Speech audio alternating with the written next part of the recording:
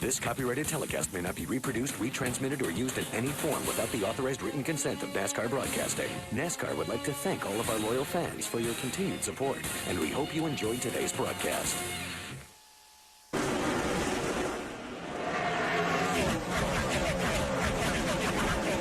On this thing right now, because you got your hands full at this point in the race. One in the wall, 96 in the wall, turn 2, I guess it was.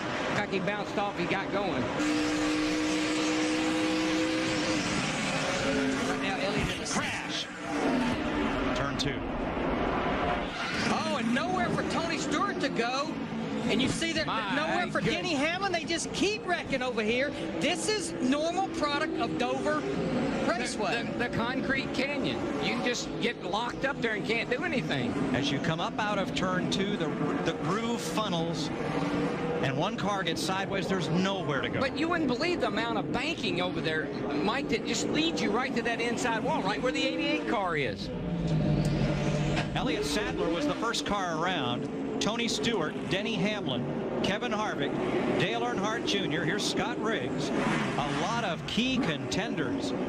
And there's Elliott climbing out. Goes Elliott there in the 19 car. He comes down the hill, right in the front of David Gilliland.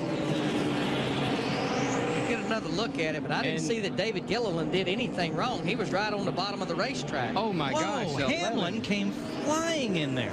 Absolutely. Bill Elliott, the 21. You're looking at Tony Raines, who had a problem in turn 4 and stopped high up in the corner and drew the caution flag. If you recall what was it Denny Hamlin did at Richmond.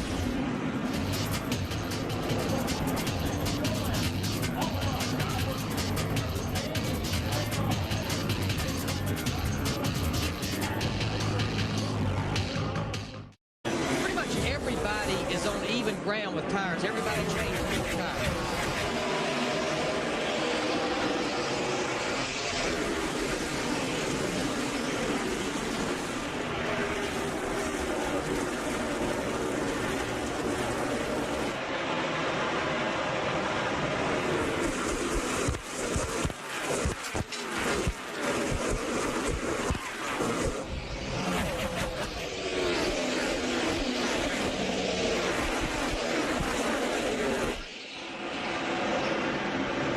Nemechek in trouble.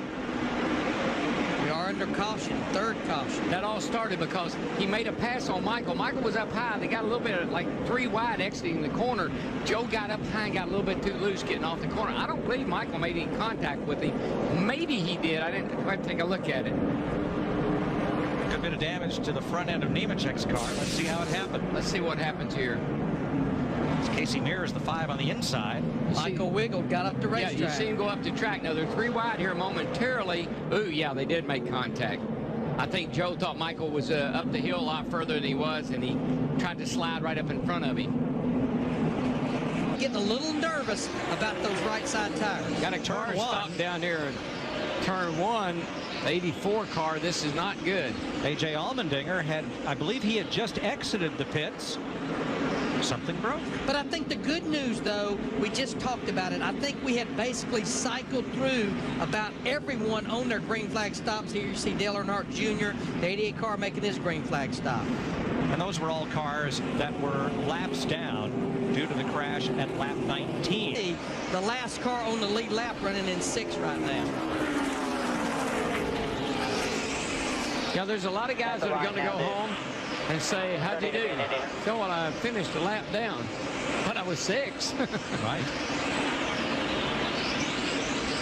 Big stack up there. Carl Edwards catching Jimmy Johnson. And that is the distance you saw from Edwards to the leader. 5.8 seconds. 3 to go. And then it's about that much distance back to Greg Bifflin in the 16 car, who's in 3rd, and then about that much distance again back to his teammate Matt Kenseth, who was in the 4th spot. There you go. Seriously, we're right just here. Now. We're just chilling. Right here is where I would ride to the finish. Yeah. There's too much traffic in front of him to try to press by any of these guys. You're not going anywhere. You get by the 6, then you got to get by the 1. Buddy. Ride it home right here. Here to go. Just riding that rocking chair. Yeah. And it looks like he's going to do just that. Room to stop if something happens. That a boy. Yep. Give me some room. Get in that rocking chair. He had a chance to power by and get up and under David Reagan and chose not to. Now Reagan looks like he's going to give him plenty of room. And it'll be the white flag. Up top. I still feel like he's pushing the envelope too hard, running side by side with that car. It doesn't mean a thing to me, and I'm biting my fingernails off. I know that. Go in there. There you go. There you go. Last 4 races for Kyle Busch. Victory lane at Talladega, 2nd at Richmond, win at Darlington, 3rd at Lowe's Motor Speedway. What a season.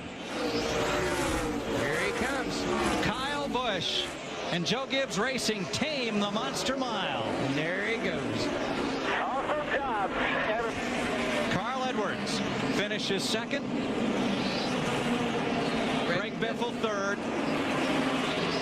And it'll be Matt Kenseth 4th. All for Roush Fenway Racing. And Jeff Gordon on the lead lap in 5th. Finally, last year's winner, Martin Truex, last car on the lead lap in 6th. Wild Thing wins again. And he raced 3 days here. He raced the trucks, he raced the nationwide cars, and he ends up today here in Victory Circle. And he had a car and truck that could have done what this car did today. This is the first race he was able to close the deal without a problem. Time to line him up. Nobody does it better, I can tell you that. He has a lot of practice. He does.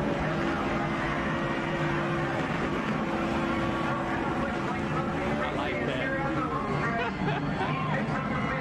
3 wins in the last 5 Sprint Cup races for Kyle Busch as he pulls up to the autism puzzle pieces in the start-finish line. Give me that flag. We'll follow him to victory lane when we come back.